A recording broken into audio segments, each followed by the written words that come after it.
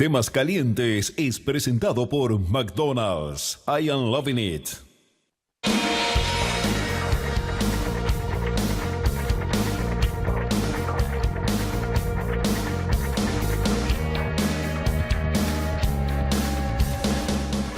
Hola, hola, ¿qué tal? Bienvenidos. Hablemos de fútbol. Hoy no está Fer Carlos, estoy aquí para ocupar su lugar. Hoy, domingo, podemos decir que en una semana se termina el Mundial. Un Mundial que no tiene Argentina, que de hecho no tiene sudamericanos, que para ser todavía más concreto, solo tiene europeos en estas semifinales que se van a jugar el día martes y el día miércoles. Y ya nos vamos a meter con la consigna que precisamente se refiere a este tema. ¿Quién o qué selecciones llegarán a la final del Mundial?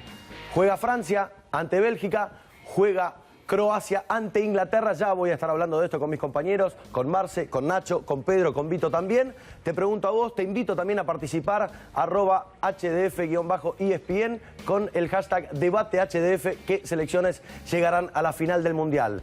Vamos con el temario, primero lo presentamos con estos temas calientes. Bueno, los temas calientes ya están acá atrás mío.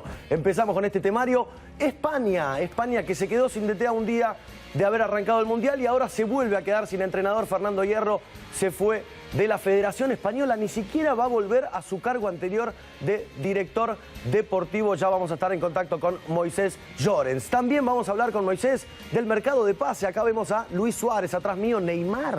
Neymar pidió por Suárez. ¿Neymar se quedará en el Paris Saint-Germain? Bueno, Paulinho, lo cierto es que se fue, liberó cupo, vuelve a China, a préstamo, es cierto, con una opción, pero se retira. Vamos a ver qué pasa con Cavani, vamos a ver qué pasa también con Hazard y con el resto de los jugadores. Uruguay y Colombia, ¿qué pasará con el maestro? ¿Tavares se quedará? Diego ayer dijo que sí.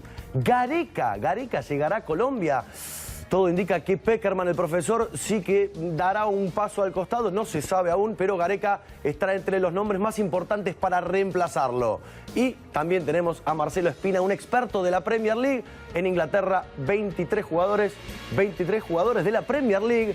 De cabeza a la final vamos a estar analizando el arma letal de los tres leones de la selección de Inglaterra. Bueno, ya doy pie a abrir el juego, a preguntarles, muchachos, primero cómo les va y qué piensan, quiénes van a llegar a la final.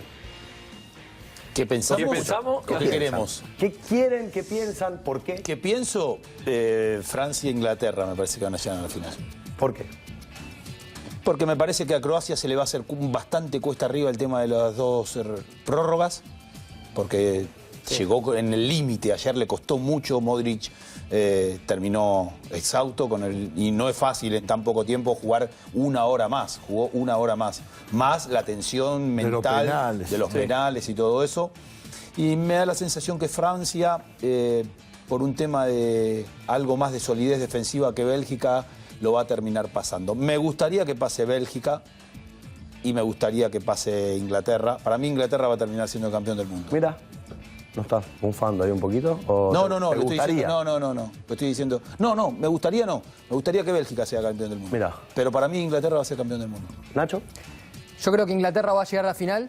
La otra llave no la tengo tan clara, porque me parece que son dos equipos que vienen demostrando que en el momento que se les daba un desafío importante estuvieron a la altura, que tal vez era la duda que teníamos en la previa con Francia y con Bélgica, si iban a poder estar a la altura de los desafíos importantes, y realmente estuvieron y con creces.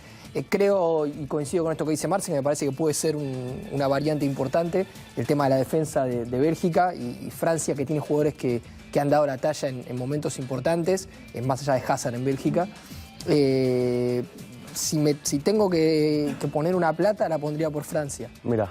Pero me gustaría que pase Bélgica, porque creo que más allá de todo, independientemente de que creo que es el mundial de los proyectos y los procesos futbolísticos, el de Bélgica es muy interesante, una vez que te puedes analizarlo, y me parece que, si bien creo que este mundial está premiando a los proyectos futbolísticos, me parece que estaría bueno que tanto Inglaterra, que viene desarrollando uno en el último tiempo, y Bélgica, que ha hecho uno muy importante, incluyendo hijos de inmigrantes, puedan tener por lo menos ese premio de que ese proyecto o esa idea tenga un correlato del resultado. Pero para vos llega Francia. Sí, me parece que hoy por hoy Francia es el equipo más fuerte de los cuatro. Creo que Inglaterra lo puede complicar porque es un equipo inteligente, muy bien preparado, que trabaja muy bien aspectos del juego. Pero sí, creo que va a ser Francia-Inglaterra. me gustaría que sea Bélgica y Inglaterra. Me dicen en la producción, menos mal que no está el minuto. Vito, Pedro, ¿qué piensan? Acá creen que pasa Francia, pero quieren que pase Bélgica. Yo voy por el que quieren, yo creo que me parece que va a pasar el creo. Creo que va a pasar Bélgica, que le va a terminar ganando a Francia. Y lo que hablan de la solidez defensiva, me parece que tiene un poco más variantes Bélgica en defensa que lo que puede llegar a tener Francia. Y lo mismo pasa en el ataque. Bélgica me parece que tiene un poco más de variante que Francia. Quizás no son tan fuertes los nombres, pero sí me parece que termina siendo más fuerte en lo colectivo. Y también lo que dice Nacho, ¿no? El proyecto que generó Francia en el Mundial pasado para que a este Mundial lleguen más hombres, todavía a Bélgica me parece que eso le va a costar un Mundial más. Me parece, ¿no? Y por el otro lado, sí. A Francia. A Francia. Y por eso me parece, y del otro lado sí, lo mismo que dijeron ellos. Inglaterra está más sólido, más fresco que Croacia. Que Croacia vino de mayor a menor, porque en la fase de grupo jugó realmente un muy buen fútbol y después obviamente en octavos y en cuartos se empezó a complicar. Que se cayó un poco todo lo que venía demostrando. Y además el cansancio que tienen encima y los penales, me parece que todo eso le va a jugar una mala pasada. Bueno, en primer lugar quiero recordar que este es el primer mundial en la historia en el cual no hay ni Brasil, ni Alemania, ni Italia, ni Argentina entre los 4 semifinalistas. En todos los mundiales de historia, uno de estos 4 estuvo en la semifinal. Que iba a ser un mundial pobre, a no estar Italia era previsible. Pero bueno, dicho esto, yo creo que este es el mundial de la mitad de las canchas. Y entonces, en mi opinión, tienen que pasar el turno los que tienen mejores volantes. En el caso de Croacia-Inglaterra, yo, sin embargo, tengo que coincidir con Marcelo por el desgaste no solo de los minutos de juego, que por encima Rusia lo hizo correr como loco. Rusia corrió hasta el último minuto de manera impresionante, sino sobre todo el desgaste psicológico, 2 veces definiciones por penales. Pero si no, por el valor de la mitad de la cancha, para mí Croacia es superior a Inglaterra. Pues tiene los mejores volantes, debería ganar el Mundial, Croacia por la línea de volante que tiene. Y del otro lado, por eso es mucho más parejo el enfrentamiento, porque se equivalen la línea media. Tiene muy buenos volantes, Witsel, De Bruyne, a mí no me gusta Fellaini, creo que va a jugar. Pero también tiene muy buenos volantes Francia, ¿no? Buenos. Con Matuidi, con Kanté, que es un pulpo increíble, Pogba. Aparte que ahí también Griezmann viene y da una mano y se suma al circuito. No, así que ese la veo más parejo. El otro, para mí debería ganar Croacia. Veremos si no le pasa factura el cansancio. Bueno, lo cierto, hablas de mediocampo. Uno de los países, selecciones que tenía el mejor mediocampo del Mundial, se quedó afuera con Rusia y ahora también se quedó sin entrenador. Un juicio, unos números y ya hablamos con Moisés.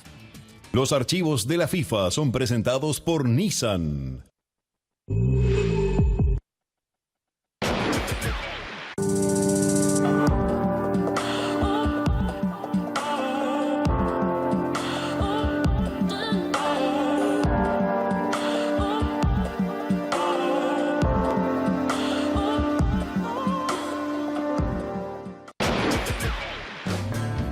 Oficial, Twitter de la Selección Española de Fútbol, Fernando Hierro y la Real Federación Española de Fútbol comunican que pese a tener contrato en vigor como director deportivo, declina seguir en el cargo.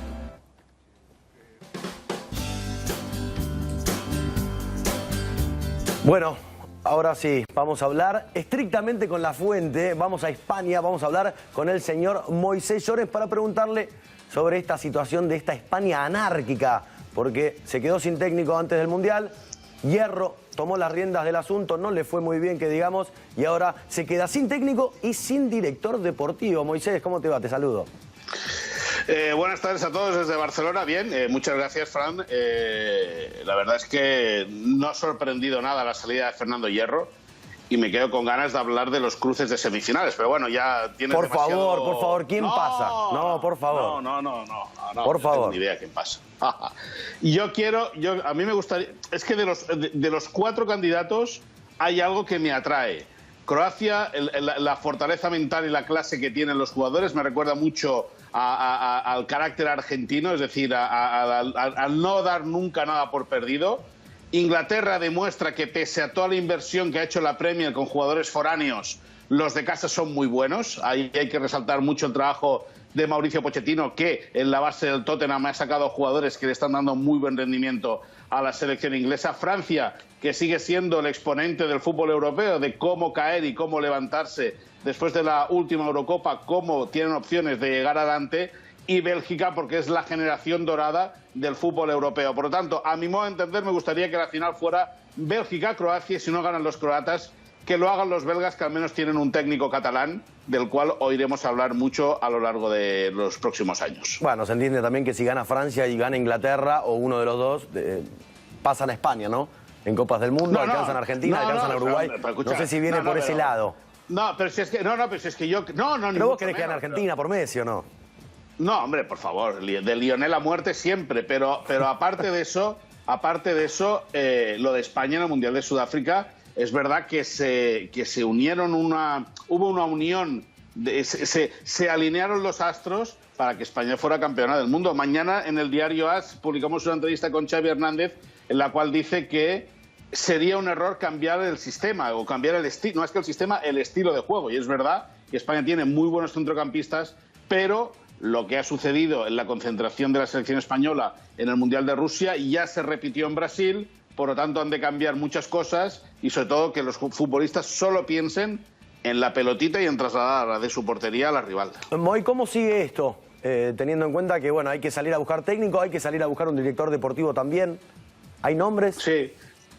Bueno, nombres hay. Está el propio Robert Martínez, el técnico de la selección belga. Es catalán, de Balaguer, un pueblo a 150 kilómetros de aquí, de Castelldefels. Luis Enrique Martínez, el que fue entrenador del Barça, que nunca ha escondido su pasión por dirigir a la selección española. También se habla de Michel, el preferido de Luis Rubiales, el nuevo presidente de la Federación Española, siempre ha sido Quique Setién, ahora técnico del Real Betis Balompié. Incluso se habla de Paco Gémez, el técnico que estuvo en México en Cruz Azul, que aquí tuvo paso por el Rayo Vallecano, por el Real Zaragoza, es decir, técnicos experimentados a nivel de club, no a nivel de equipo, pero la verdad es que Rubiales, el nuevo mandamás, se está dando cuenta de, entre comillas, la puñalada que le dio a la Federación Española o a la selección Florentino Pérez, arrancándole de cuajo la posibilidad de que fuera Lopetegui el técnico en el Mundial de Rusia.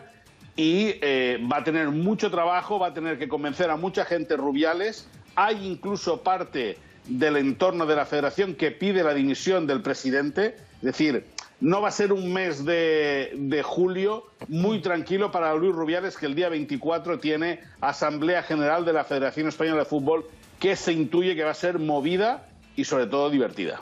Moisés, ¿cómo quedó el ánimo del hincha español después de la eliminación para con el Real Madrid? Porque en el análisis de por qué quedó afuera España, no se puede evitar en la búsqueda de las razones, la salida de Lopetegui, que el Real Madrid haya ido a buscarlo. Y imagino que en cierto modo eso habrá traído algún tipo de repercusión del hincha para con el Real Madrid. ¿Eso pasó? ¿No pasó? ¿Dio lo mismo? Sí, no, eso es Nacho, eso es muy sencillo. Es el que es seguidor del Madrid, evidentemente ve o dispara directamente en la cabeza de Rubiales, el cual considera que debió aguantar al seleccionador hasta que acabase el Mundial.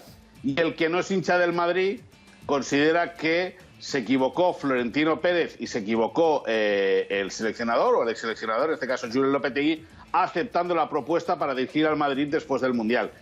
Aquí hay tiros de un lado y de otro, pero es lo que os he ido repitiendo en estas últimas semanas. España es un país de equipos, de clubes. Lo de la selección es una cosa que suma de hace unos años aquí, pero la gran pasión que hay en España a nivel futbolístico no la trae la selección española, ni la Eurocopa, ni el Mundial, ni la Copa de las Naciones que empieza ahora, no. La trae lo que haga el Barça, le trae las victorias del Barça, las derrotas del Madrid, los triunfos del Atlético de Madrid, también las victorias del Real Madrid, es decir, eso es lo que hace el chup-chup en España. La selección quedó eliminada y evidentemente habrá gente que se sintió dolida, pero al día siguiente salió el sol y la gente se fue a trabajar. Hola Moisés, ¿cómo estás? Recién tirabas 4 posibles nombres, de los cuales 2 están trabajando, Quique Setién y Roberto Martínez.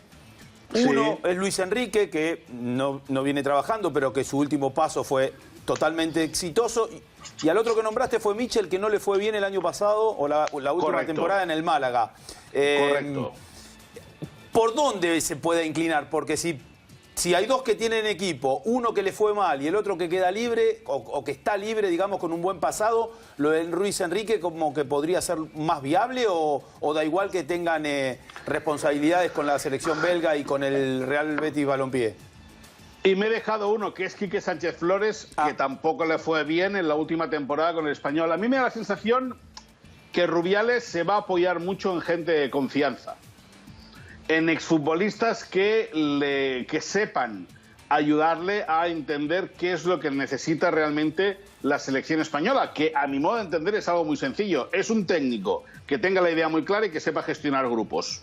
Basta. No hay que darle más vueltas. Si España lo más complicado lo tiene hecho, que es saber a qué quiere jugar. El estilo, claro.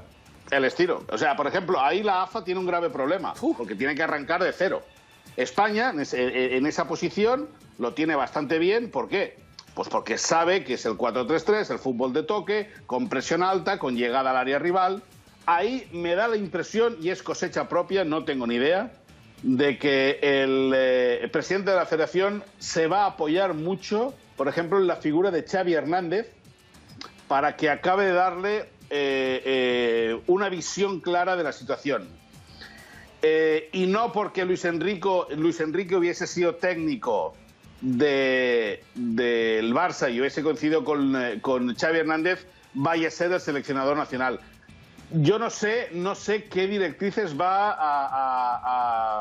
a elegir Rubiales a la hora de quedarse con un técnico. Si va a ser económica, si va a ser por temporada, si va a ser futbolística. Rubiales tiene que explicarse. Desde que pasó lo de Luis Enrique, desde que pasó lo de Julen Lopetegui, ha dado alguna entrevista, pero tampoco ha sido muy claro en cómo va a encarar el futuro en ese sentido. Tendrá que trabajar, o tendremos que estar atentos a los movimientos que haga el presidente de la Federación Española, pero de esos nombres que hemos puesto encima de la mesa, si no hay un cambio radical, si no hay una cosa un cambio muy drástico, de ahí, de ese quinteto de nombres, va a salir el próximo seleccionador nacional de España.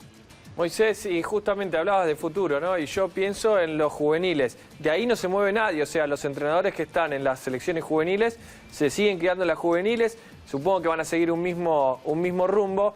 Y pensando en el director deportivo también, tiene que tener alguna idea, alguna línea que sigan desde abajo hasta arriba, hasta el director deportivo y pasando por el director técnico de la mayor.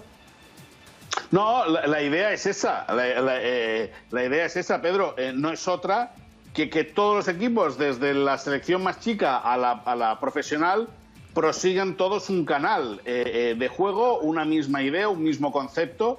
Evidentemente, cada entrenador va a tener su variante a la hora de defender un resultado o a la hora de encarar un partido, pero la filosofía en todos va a ser la misma. Dicho esto, hay una cosa también que es curiosa, puesto que salta Lopetegui del cargo seleccionador y digamos que hay un movimiento de fichas. Fernando Hierro pasa a ser seleccionador nacional, Albert Celades, que es el entrenador de la Sub-21, sigue siendo segundo entrenador, y Fernando Hierro aconseja el fichaje de Carlos Marchena, exfutbolista del Sevilla y del Valencia, entre otros, para que sea el nuevo director deportivo. Y Marchena llega de la mano de Fernando Hierro. Y resulta que hoy se ha ido Fernando Hierro y continúa Marchena. Es decir, que muy amarrado lo ha de tener Rubiales para que mañana no se le vaya Marchena. Y vamos a ver también cuál es la idea de Marchena, porque no tiene nada que ver Marchena futbolista con la idea de la selección española. Pese a que Marchena fue campeón de las selecciones con la selección española de Luis Aragonés en la Eurocopa de 2008. Y no sé si del Mundial de Sudáfrica también estaba presente. Pero Rubiales ha de tener muy claro que todas las piezas que ponga en el coche deben hacer que el motor funcione bien. Querido Moisés, yo te saco de ese tema de la selección y te llevo Bien, más a la cómo me alegra. actualidad. a la actualidad que aparentemente la ida de Cristiano Ronaldo del Real Madrid puede desencadenar un efecto dominó. Hoy se leía que Neymar le pidió a su presidente que trate de llegar a Suárez. Es decir, hay toda una serie de pases posibles que la primer chispazo sería evidentemente la ida de Cristiano Ronaldo de Real Madrid. Ahí en España, ¿qué se dice al respecto?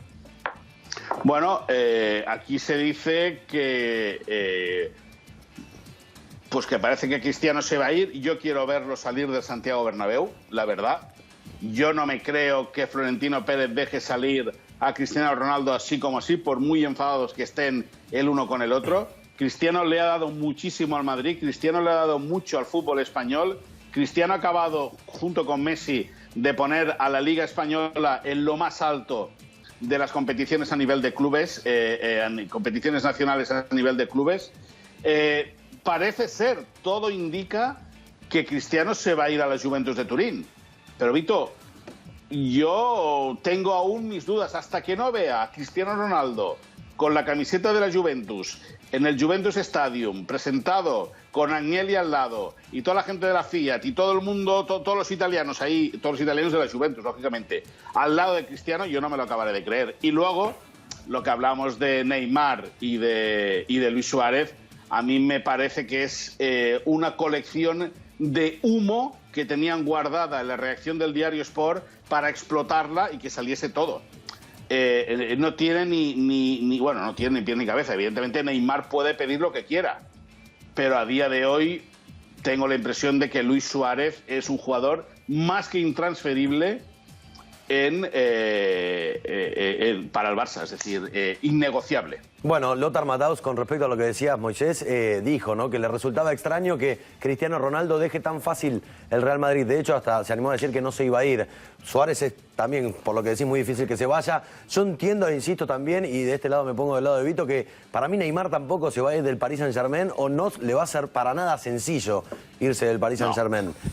Pedrito, vos tenías una pregunta. No, yo te quería preguntar, Moisés, porque se habló de que el Real Madrid dejaría que, en realidad, que se vaya Cristiano Ronaldo, pero está pidiendo como que Cristiano salga a decir, claro, yo me quiero vaya. ir. Y eso no va a pasar, y de Cristiano no quiere... Y nadie quiere asumir. Claro, es como que nadie quiere soltar un poquito. No, pero ¿no? ¿sabes qué pasa? ¿Sabes qué pasa?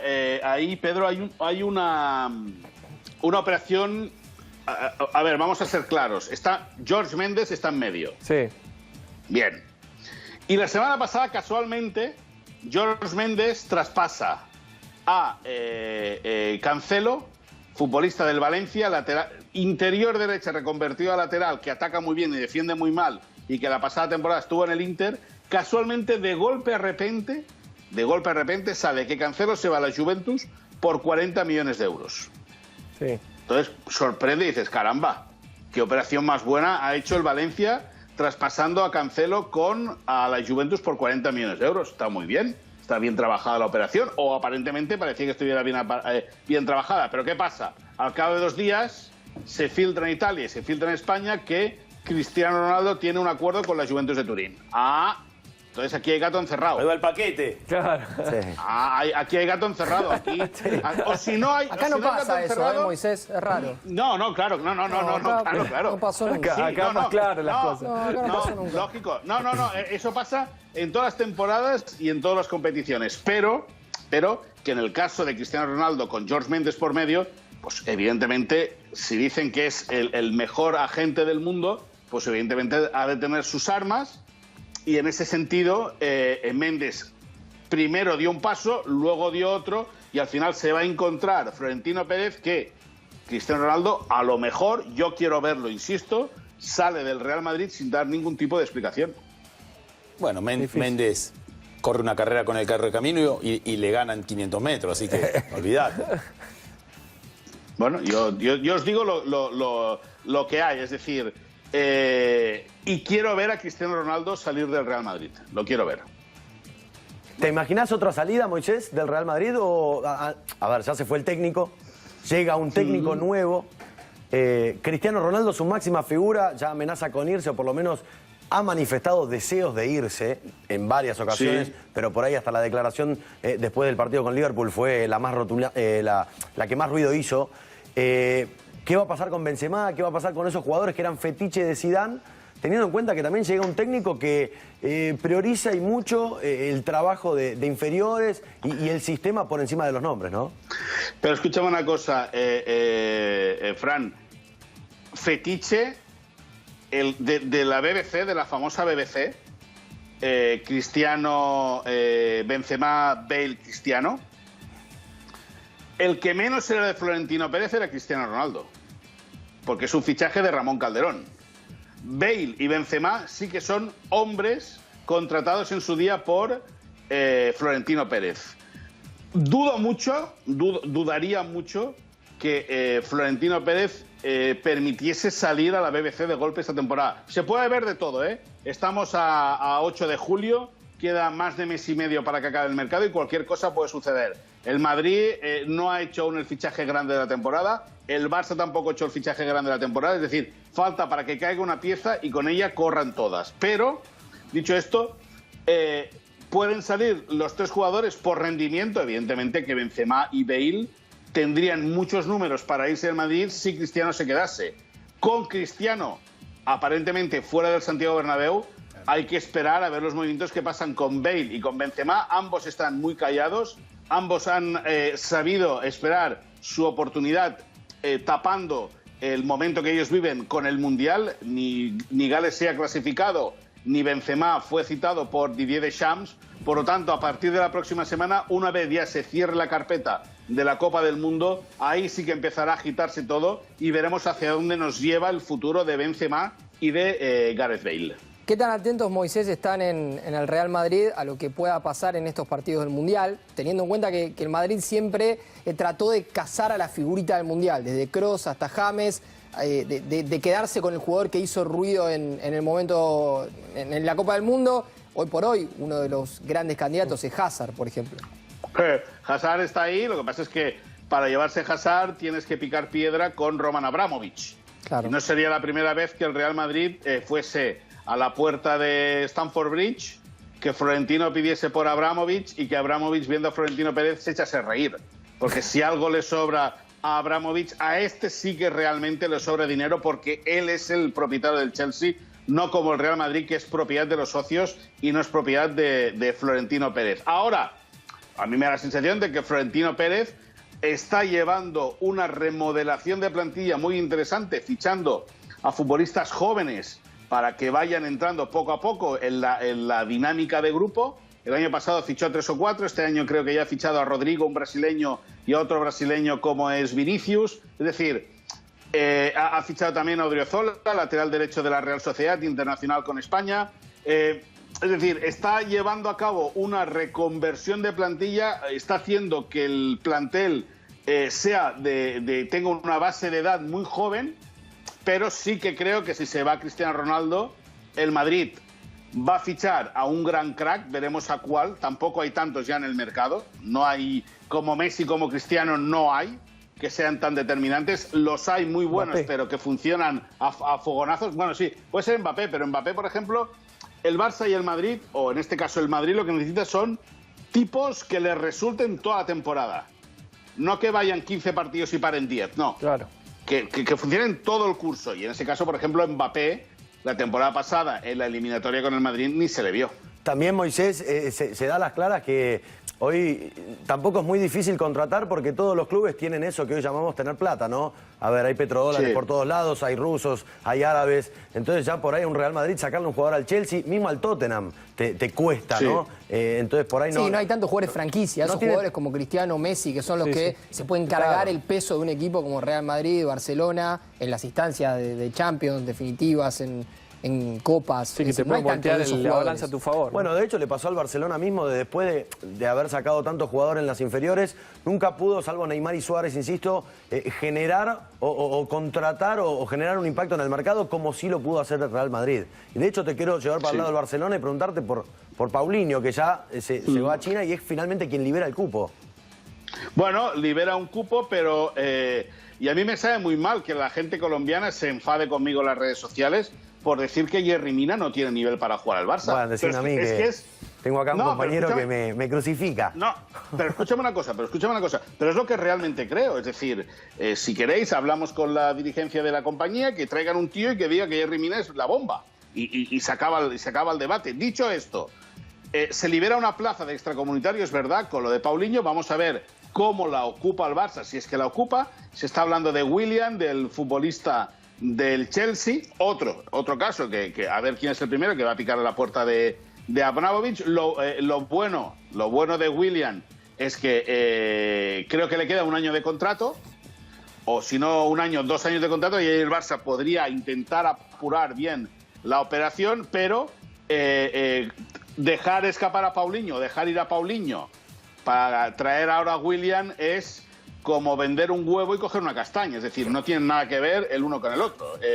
Y ahí Ernesto Valverde lo que busca son músculo para el centro del campo por su sistema 4-4-2, que lo ha removido, lo ha sabido acoplar bien a las necesidades que tenía el equipo y a las exigencias de Sergio Busquets para sentirse más arropado en el centro del campo, en este caso con Rakitic. Vamos a ver por dónde arranca ahora la dirección deportiva del Barça, en este caso con Erika Vidal como nuevo secretario técnico. ¿Cuál es la idea? Mañana por la mañana a las 9, hora catalana, hay programada una reunión en la ciudad deportiva del Barça ya con Ernesto Valverde, con Ramón Planes, con Erika Vidal y con Pep Segura, con el staff de la dirección deportiva, para ver en qué, una vez fracasada la llegada de Griezmann al Barça, a ver para dónde orientan la inversión multimillonaria que debe hacer el Barça este verano.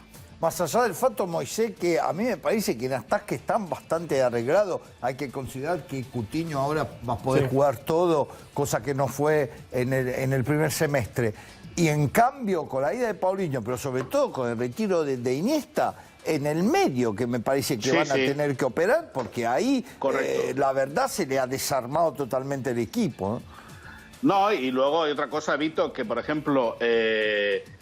a Carles Aleñá, que es futbolista del filial, que ya va a tener dorsal del primer equipo, nuevo producto de la Masía. Antes, en el último partido de la temporada pasada, se rompió y hasta octubre-noviembre no va a estar disponible para jugar. Con Denis Suárez hay mucha duda, porque además es un jugador muy finito, al que le soplas y se cae al suelo. Falta la magia de Iniesta, falta el músculo, como decíamos, de Paulinho. André Gómez sigue siendo una duda. Volvió Rafinha de préstamo, ¿no? Sí, pero con Rafinha hay un problema, que es que Ernesto Valverde en un momento dado le dijo que no lo quería, que está muy, muy satisfecho. La historia de Rafinha tiene guasa, porque Ernesto Valverde le comunica que no cuenta con él y en el último partido que tenía antes de que se abriese el mercado de invierno, Ernesto Valverde alinea a Rafinha y Rafinha le dices que me lo sacas, o sea, me sacas para meterme en el mercado, para coger más caché. Te han dicho los directivos que me hagas jugar para que tenga más caché, y Valverde le dijo no. Digo, te pongo hoy titular en este partido porque considero que has sido el mejor de la semana entrenando en esta posición. Por lo tanto, calla y juega. Cayó, jugó y hizo un buen partido, pero me da la sensación que a Rafinha no le va a dar para seguir en el Barça. Moisés, estamos viendo acá también en el compacto Berratti, algunas ¿no? jugadas de Berratti, y te quería preguntar la real posibilidad, ¿no? Porque es un nombre que se baraja en todo mercado de pases, pero bueno, ya conocemos la dificultad que tienen los jugadores de salir, o de los clubes de contratar hombres del PSG, ¿no? Ahí está. Yo hace unas semanas, hablando con ejecutivos del área deportiva del Barça, pregunté por Rabiot, futbolista también francés, tampoco convocado por Didier Deschamps. Y me dijeron, Moy, todo lo que sea Paris Saint-Germain, olvídate. Mira. Yo no sé si ahora puede haber un cambio de tendencia o no, pero la respuesta de la dirección deportiva a la pregunta sobre algún jugador del PSG era, olvídate del PSG. Igual entran con dinero y la cosa la arreglan, pero las relaciones ya anteriores al traspaso de Neymar eran complicadas entre los dos clubes, y una vez se activó y se cristalizó para el PSG el traspaso de Neymar, por lo que tengo entendido, el Barça y el PSG no acabaron con muy buenas sensaciones. Se decía que uno de los pedidos de Messi había sido justamente Verratti, ¿no? Que activen las negociaciones con Verratti para que termine llegando al Barcelona. Y ahora teniendo, vos hablaste de Rabiot, ¿no? Y teniéndolo a Vidal, puede tratar de acercar un poco ese tema, ¿no? O sea, la conexión puede ser más cercana. No, escuchame una cosa, si por relaciones públicas el Barça gana la Champions cada año, pero al final lo que tienes que hacer es meter la pelotita en la portería rival y te vas a Roma, haces el ganso y te meten 4 y te vuelves a casa Tres, con una Moisés, mano delante 3. y una detrás. Da igual, 3 o 4, da igual, ya, ¿qué más da? Te meten 3 y te vuelves a casa con una mano delante y una detrás. Sí, evidentemente a Vidal puede hacer relaciones públicas. Se ha publicado esta semana que se ha visto con la hermana con la madre de Rabiot en París. Luego el propio Rabiot lo desmintió. Bueno, estamos en una época muy complicada, muy complicada. Primero por el silencio del club, que hace bien callando, porque no le interesa retransmitir las negociaciones. Segunda, por el hambre que hay del clic de Internet, de que cualquier nombre vale para intentar sorprender. Y la realidad del Barça es la siguiente. Necesita jugadores y no tiene un clavel. No tener un clavel traducido es que no tienen un euro, no tienen un peso. Claro. Por lo tanto, va a ser un veranito complicado en el Camp Nou. Moy, te mandamos un saludo. Lo vamos a estar siguiendo seguramente esta semana, última semana del Mundial. Y muchas novedades en este mercado de pases. Un abrazo grande. Pasarlo bien, muchas gracias, adiós. Bien, Moisés Llorens con las novedades no solo del Barcelona, sino también de todo este mercado europeo que recién comienza. A ver, todavía no terminó el Mundial, pero ya empiezan a sonar nombres fuertes en el mercado europeo. Nosotros vamos a una pausa y seguimos hablando de fútbol.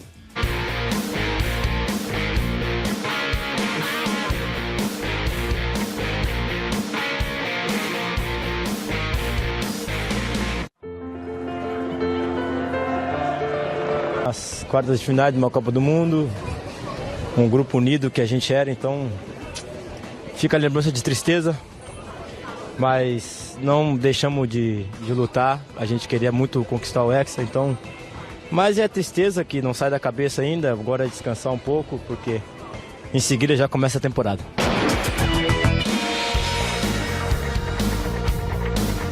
Bueno, ahí Tyson, hablando del golpe de knockout que recibió Brasil en esta Copa del Mundo.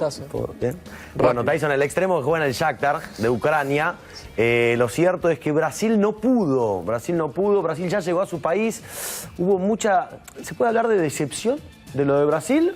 O entendiendo que el partido y el segundo tiempo, por sobre todas las cosas, mostrando sus armas y teniendo claras chances de empatar el partido, puede hablarse de por ahí una frustración de resultado y no tanto de desempeño. Teniendo en cuenta que llegaba como candidato, si yo fuera brasileño estaría decepcionado. Porque en la previa se hablaba mucho de que Brasil era uno de los 2, 3 candidatos. ¿No? Lo hablamos todos acá, coincidimos. Hoy se cumplen 4 años del 7-1.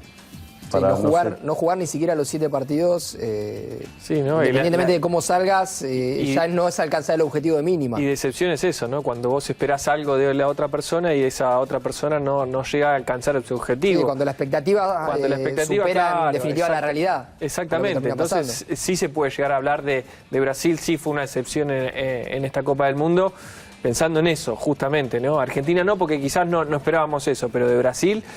creo que si vos de 10 personas preguntabas, 9 te iban a decir y va a jugar los 7 partidos por lo menos. A favor, parece haber encontrado una idea futbolística, los intérpretes, la conducción. Y un para plantel poder relativamente joven. Un plantel joven para poder mantener. Da todavía para proyectar prácticamente el esqueleto de ese mismo plantel. Tiene la Copa América en su país, el año que viene como para lanzarse de nuevo de cara al próximo Mundial.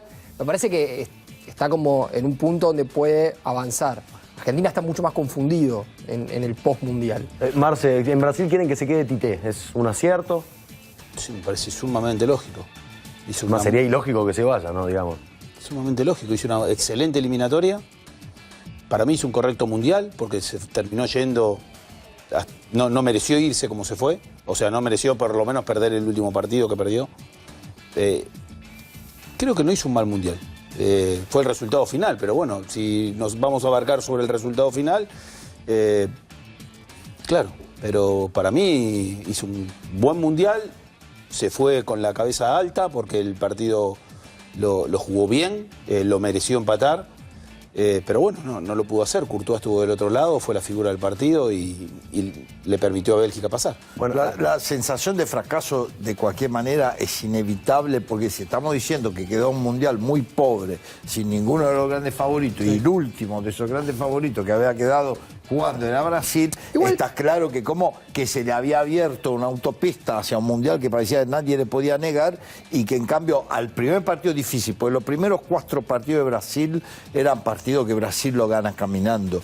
No, vamos a ser igual honestos. en este mundial, Víctor, a ver, nadie ganó caminando y había que justificar en la cancha, ¿no? Pero También. digamos, Brasil es un tipo de equipo, sobre todo el Brasil, esta versión, que con un rival inferior siempre gana. No, el problema es cuando se te arrima a alguien, como se le arrimó Bélgica, que lo sorprendió. Yo estoy de acuerdo que por ahí haber jugado tiempo extra y penal hubiese sido lo más justo por lo que había pasado. Pero también es cierto que el arquero juega y que Bélgica inclusive tuvo miedo escénico, porque cuando estaba ganando 2-0 lo pudo haber liquidado en varias contras que tuvo. Y lo único que le faltó a Brasil fue el 9. Sí. Le falló. Gabriel Jesús no hizo goles, Firmino entró poco y nada, y me parece que si hubiese tenido o a Gabriel Jesús en un buen momento o otro centro delantero como ha tenido en su momento, ¿no? Bueno, ya Ronaldo me parece que la historia hubiese sido diferente. Bueno, lo cierto es que después del Mundial 2002, a ver, en 2006 queda fuera en cuartos de final con Francia, dando una pálida imagen. 2010 con Holanda, con aquel gol de Felipe Melo en contra Que también. se lo dieron vuelta. Imagen pero pálida. Felipe Melo se hizo expulsar. Pero sí, una Brasil que no tenía esa identidad, ¿no? Y en el Mundial pasado, es cierto, llegó a semis, pero bueno, aquel recordado 7-1 del que hoy se cumplen 4 años, terminó siendo la debacle de una selección que creo hoy le devolvió ese optimismo o esa alegría al hincha. No pudo ser y tampoco pudo ser para Neymar. Vos mencionabas a Courtois, todos nos quedamos con esa imagen, ¿no?, de la volada de Courtois en la última jugada con Neymar, que se manifestó en las redes sociales de manera muy compungida. Neymar, puedo decir que es el momento más triste de mi carrera.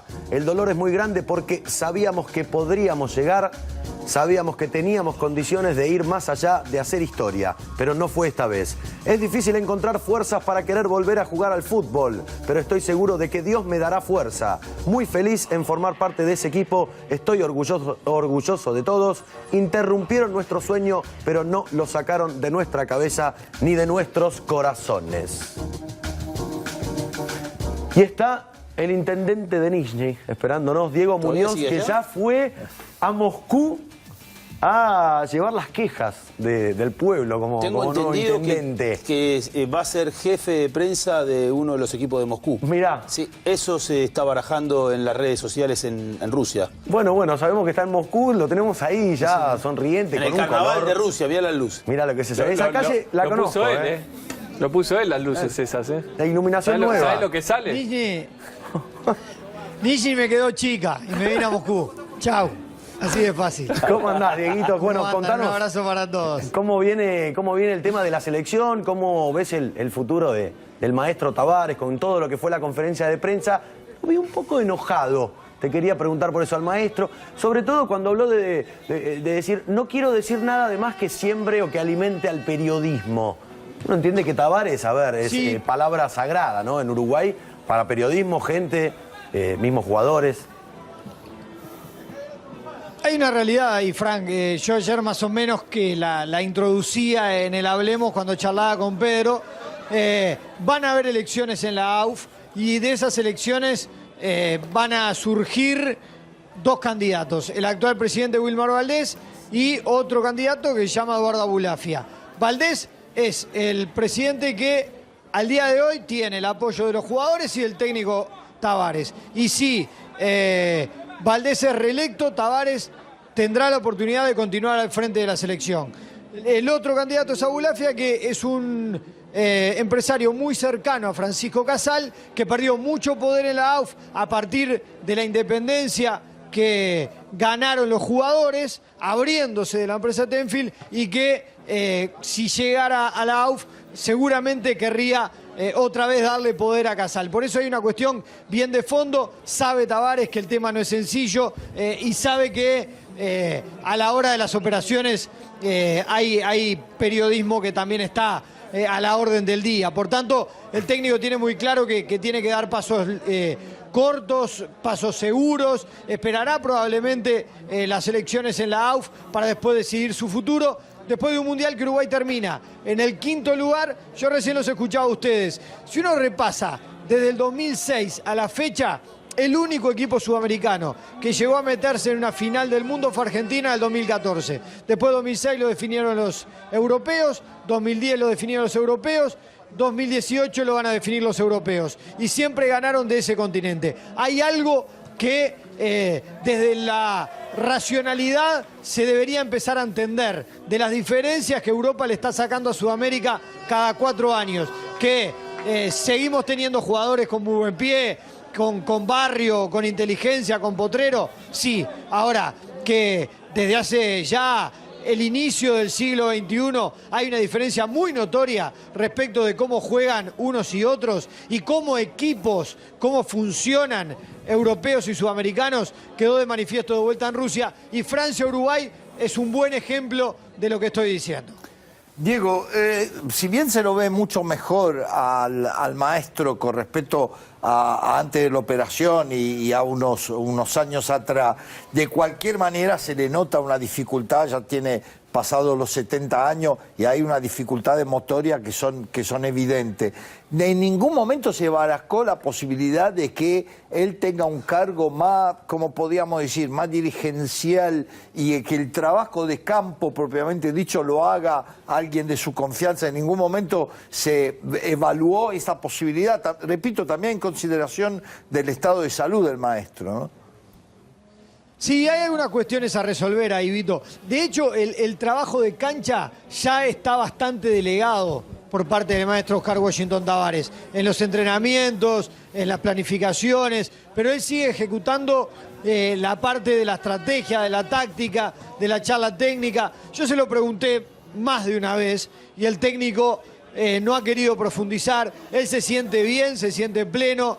La verdad es que, como vos decías, en 2015-2016 al técnico verdaderamente se lo veía mal, se lo veía con muchos problemas. Ahora uno lo visualiza bastante mejor. Él dice que está muy bien de la cabeza, que tiene total capacidad para ejercer el cargo.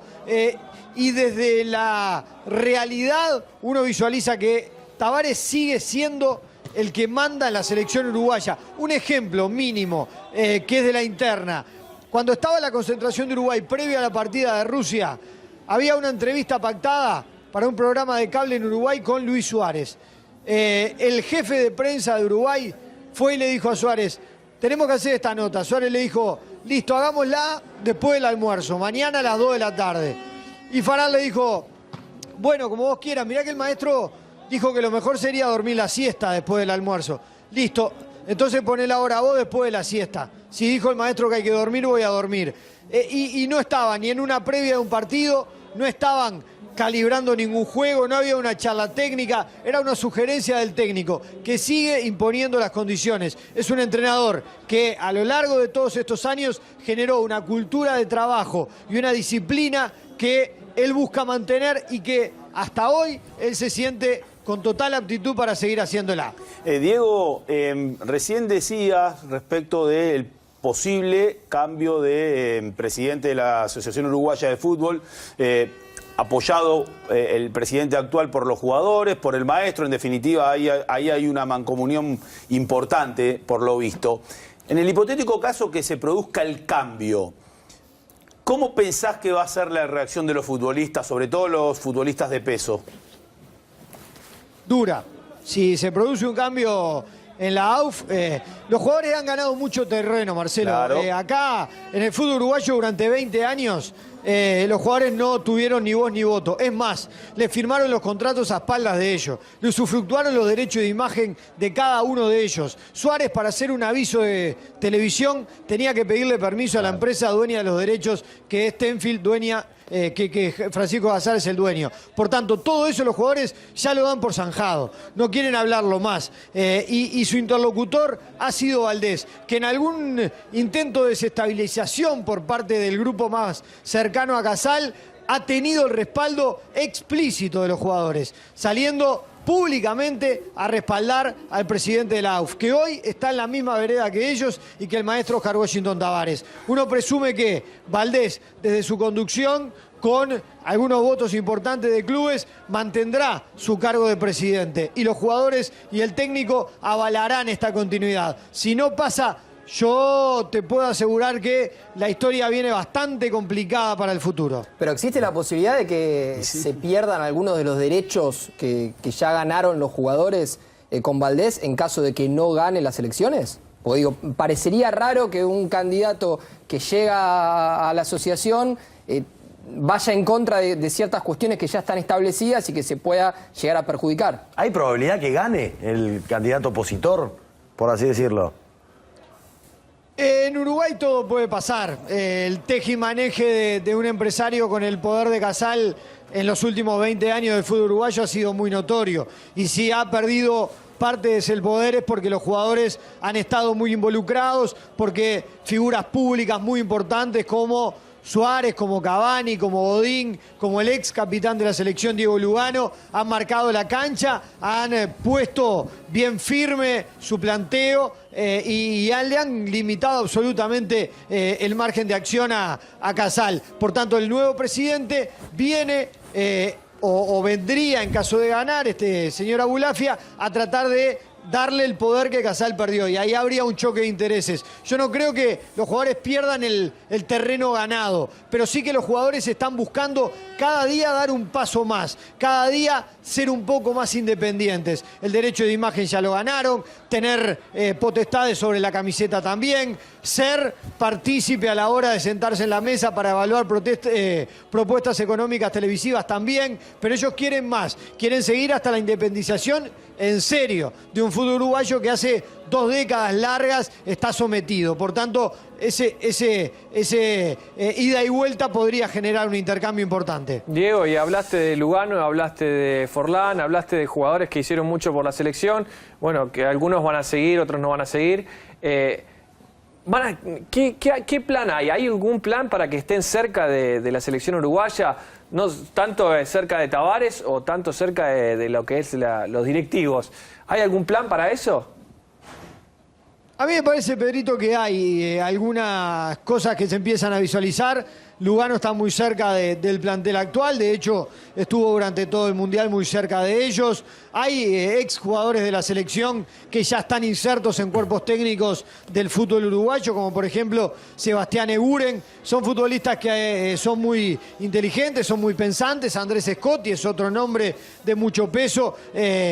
Y los que sigan creciendo, tratarán de estar algún tiempo más, habrá que ver, como charlábamos ayer, Suárez, Cavani, Muslera, Godín, cómo están cuando a los 35, 36 años venga el Mundial de Qatar, pero el grupo de la selección se ha hecho fuerte en base a todo ese tipo de relación, a esa sensación de ser un grupo más allá de individualidades. Hay jugadores que vienen, ayer nombrábamos a Valverde, hay un pibe Oliva que juega en Nacional, que es muy bueno de verdad, hay algunos nombres de jugadores que aparecen para dar una mano arriba. El grupo goza de buena salud, Bueno, Diego, vos también gozás de buena salud.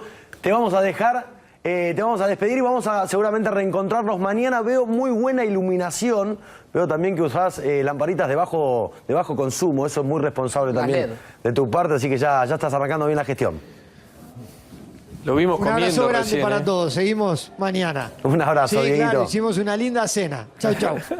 Bien, Diego Muñoz con todas las novedades de la selección uruguaya. Nosotros nos vamos a una pequeña pausa.